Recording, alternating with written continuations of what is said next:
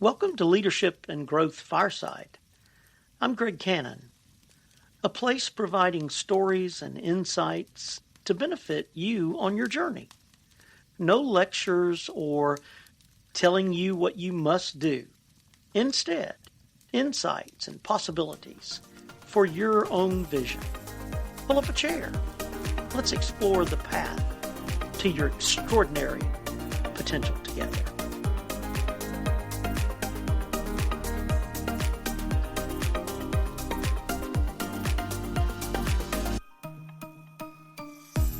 Welcome back to Leadership and Growth Fireside. I'm your host, Greg Cannon. Today, we're diving into the first gear in our leadership system, identity. Now, please picture with me an engine. Every part may look shiny on the outside, but if the inner gears aren't solid, nothing runs right. That's what your identity is in leadership. It's the inner gear. It's the one no one else sees at first, but the one that drives everything. Let me ask you a tough but powerful question. Who are you when no one is watching? That question shaped me at a young age. I told you in the last episode about sitting under the pecan tree at my grandparents' farm and holding that dead bird. What I didn't share yet was what happened next. A few weeks later, I shared with my mom that I wanted to start a lawn care business. Now, of course, that took a little bit of convincing. I was 12 years old. I had no clients, no equipment to speak of, and had no clue of what it meant to run anything.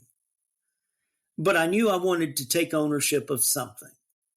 So with efforts and a little work from my mom with the Board of Education, we were able to obtain a permit since I was 12 years old that was needed for me to work. To most people, I just looked like a kid pushing a lawnmower. But for me, that was the moment I began shaping my identity. That was the beginning of personal discipline, accountability, and confidence. And those early habits, those what I like to call leadership roots, have shown up in every season of my life. That's what identity is. It's who you are beneath the title, beyond your bio, and behind the scenes. It's the quiet gear that powers everything visible. Real leadership begins in small, unseen moments, like returning a shopping cart in the rain. When you show up on time, even when no one's checking. When you keep a promise, no one remembers but you. That is your identity. That's your identity gear turning. And trust me, people can sense when that gear is running smoothly or when it's grinding with friction. Let's talk a minute about values. What do you believe in so strongly that you wouldn't compromise it? Not for applause, not for opportunity, not for money, or even for convenience. That's where identity is born. And in a world full of highlight reels and polished profiles, rooted identity is rare and powerful. Maybe your identity has been shaken. Maybe you've been trying to fit into expectations or conform to someone else's mold. I've been there. But the moment you return to your core, your values, your integrity, your calling, you start turning that inner gear again. Let me share a few ways to help you maybe strengthen your identity gear. I encourage you, write down your top 3 core values. These are the non-negotiables, the lines that you will not cross. And put them somewhere visible, maybe on a mirror, put them in your phone or on your desk, somewhere that you will see them on a regular basis.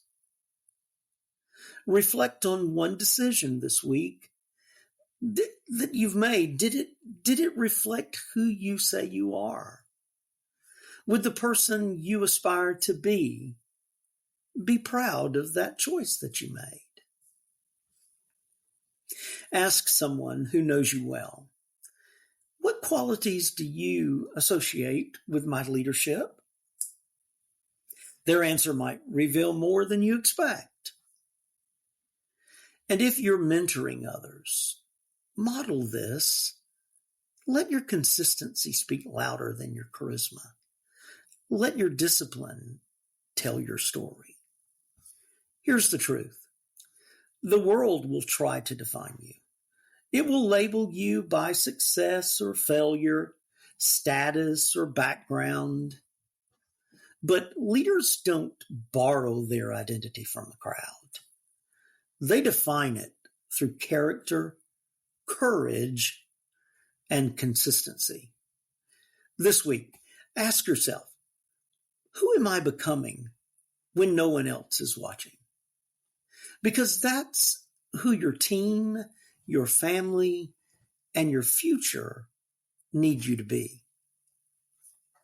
Next week when we're together, we'll talk about gear 2, action, and how waiting until you feel ready might be the very thing holding your leadership back. And until then, take time to realign. Tune in to your own voice. And remember, when you know who you are, you lead with conviction. Thanks for joining me, Fireside.